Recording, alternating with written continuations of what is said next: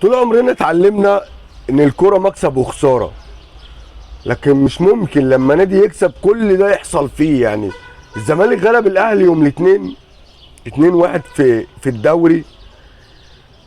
يوم الثلاث كان في ماتش تاني ما بين الاهلي والزمالك بس في كرة اليد في السوبر الافريقي، اللي هيكسب الماتش ده هيصعد كاس العالم على طول، كاس العالم لكرة اليد. الزمالك في الفترة الأخيرة كان بيصعد كاس العالم لكرة اليد دي زي سلام عليكم.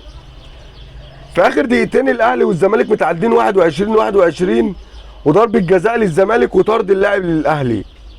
اتطرد لاعب للأهلي ضربة الجزاء اتصدت، وبعد ما اتصدت الأهلي جاب جونين صعد بيهم لكاس العالم للأندية.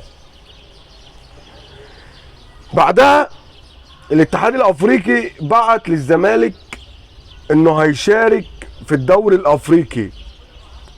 الدوري الافريقي اللي اتعمل الموسم اللي فات، الاتحاد الافريقي بشر الزمالك كده وقال لهم انتوا من الموسم اللي جاي ان شاء الله معانا في الدوري الافريقي. امبارح الدوري الافريقي اتلغى، لعنه صبت عليهم، النحس صب عليهم. لا ويجي امبارح بقى ايه الاتحاد الدولي يروح باعت لهم غرامة خالد بوطيب 3 مليون دولار. 3 مليون دولار يعني حوالي 150 مليون جنيه. 150 مليون جنيه الزمالك هيجيبهم منين يعني؟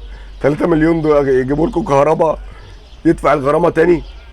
ولا يتعمل غرامة بقى مثلا على امام عاشور وكهرباء ويدفعها لكم؟ ولا هتجيبوا منين 3 مليون دولار؟ ولا والغرامة دي تدفع في اقرب وقت، يا اما ايه بقى؟ الزمالك هيتوقف كيدو لمدة 3 فترات يعني مش بعد ايه في شهر 6 مثلا وشكرا نروح عاملين صفقات في شهر 1، لا 3 فترات يعني شهر 6 في الصيف اللي جاي في شهر 8 وشهر 1 في يناير، والموسم اللي جاي برضه هيتوقف كده ان ما دفعوش ال 3 مليون دولار.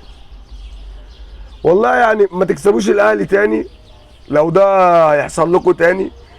كل ما تغلبوا الاهلي لازم الكوارث ولعنه ويعني نحس يحصل لكم كده، ما تكسبوش الاهلي تاني. السلام عليكم.